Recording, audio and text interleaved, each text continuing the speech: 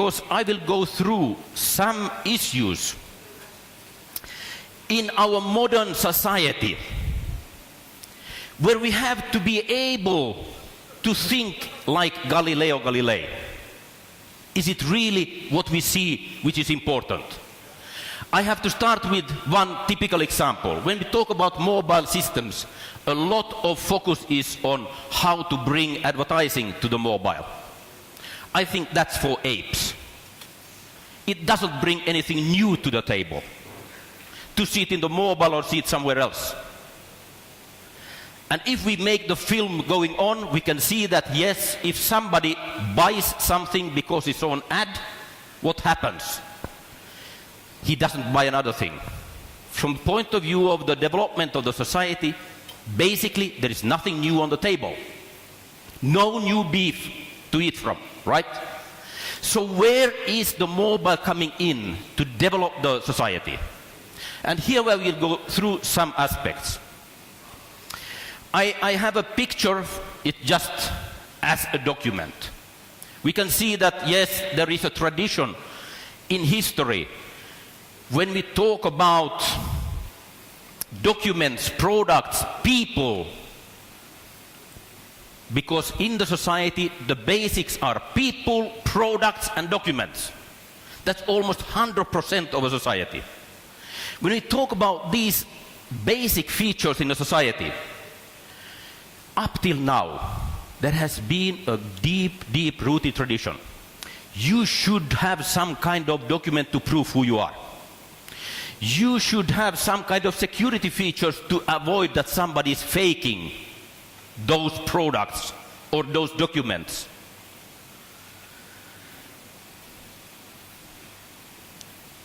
When you are doing something, you should produce some kind of document so somebody can read what you have been doing.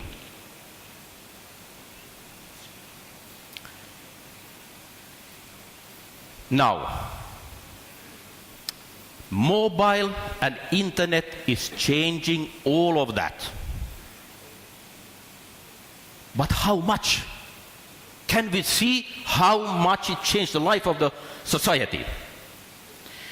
I will go through some key issues.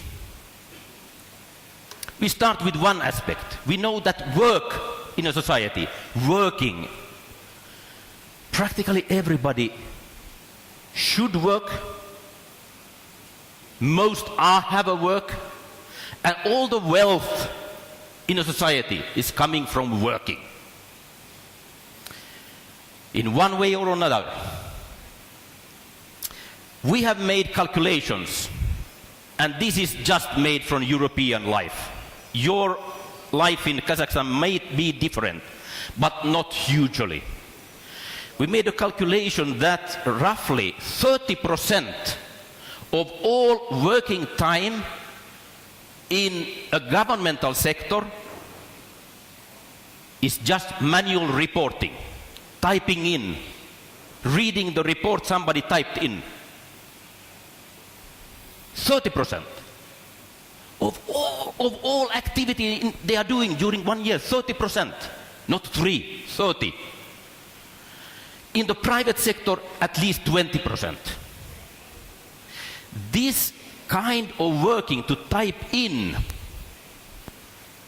and make reports after 1 week can be totally excluded, almost 100%, with what we call mobile auto ID and scanning as the method for the time being. We have made together with the Finnish police force an interesting case study. We could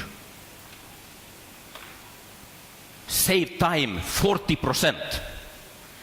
We have companies which we have, let's say, upcoded from entrance control, production management, logistics, marketing, asset management, and on the private sector, we're talking about 20% efficiency increase by turning into a mobile auto ID system.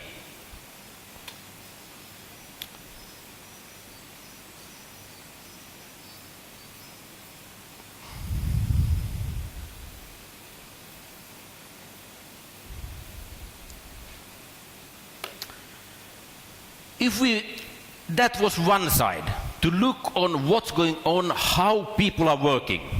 I need to add that when you introduce mobile auto ID, what is happening?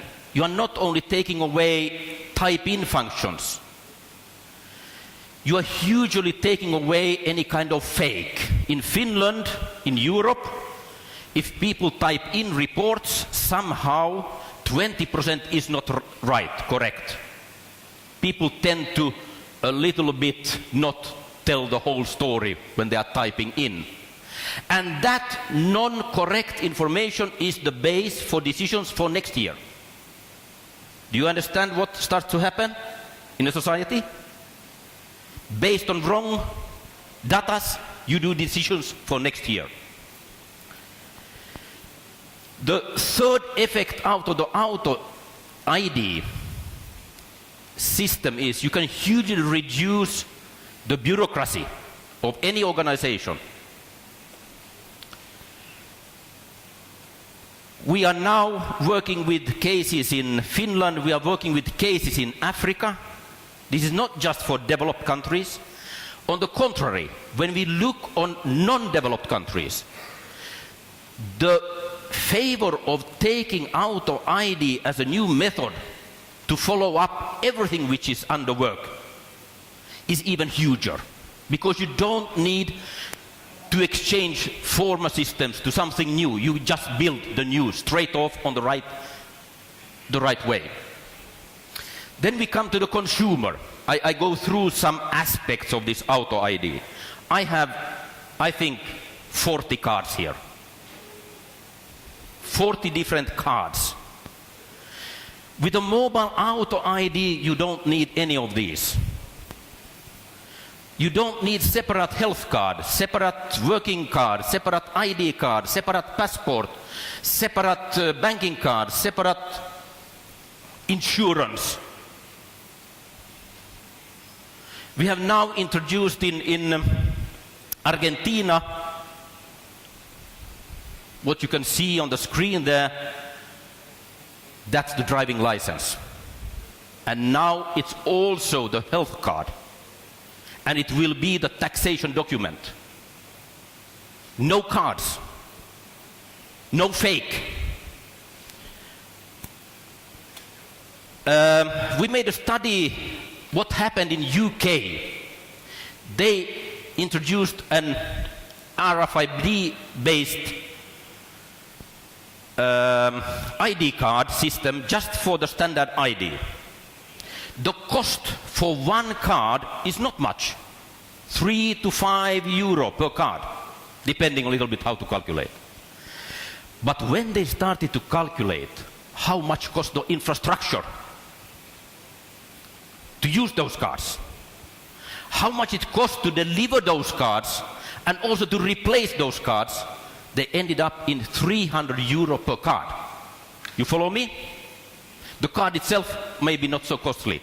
But when you look on the total implication on the whole society, it's so huge that I strongly recommend most countries don't waste money on that. And India has gone here for a wonderful decision.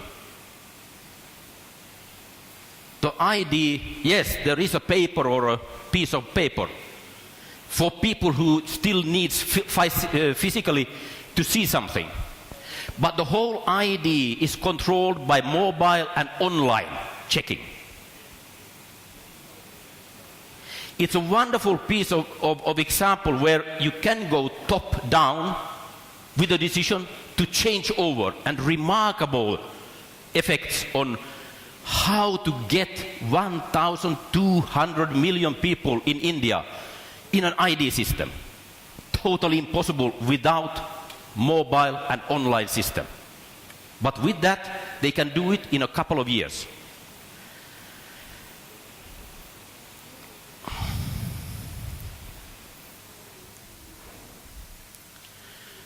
Then we have other issues which, like I told you in the beginning, when Galileo was looking at Jupiter, he couldn't believe what was the consequences to see 4 moons rotating around one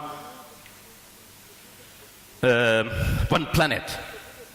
The same when we're talking about auto ID and online checking. We cannot fully imagine what everything starts to happen. But let's take another few examples. Let's look on education. First, maybe you're thinking, what can auto ID do in education? Why should it be anything with that? But then think over. We know today that the school as it is done as we thought it should be 200 years ago. It was created during the 18th century. And it was created why? Because in that time you needed a teacher, because the teacher had the knowledge, the information. Nobody else had it. You needed the blackboard for the teacher to do something for pupils. And for that operation you needed a school, a building. Today, sorry, it's not even the main part of the story. It starts to be the minority part of the story. In education, what we need an educational system which is working 24 hours every day, 7 days a week, and at least not limited to a school building. Definitely not. I don't say this, I'm a teacher myself. I love teaching. But there is a lot of more education outside that building available and should be made available. So we have introduced through the mobile auto ID systems so the teacher can follow which kind of activity the pupils are doing regarding the education outside even the building, also inside. We have systems where we can allow pupils to train each other, and they get points if they train each other. And the teacher can see how did another pupil show activity to train another. And that gives points. With auto ID you can do that automatically. Because not necessarily so that the best explanation is coming from the teacher. Sometimes another pupil might give the right way of explaining it. I mentioned this just as one example. Another example, we go to healthcare. The existing method of healthcare is understandable. People are sick, they need somebody to take care of them. But this is also, let's say, not the full story anymore. Far from. I can give a lot of examples.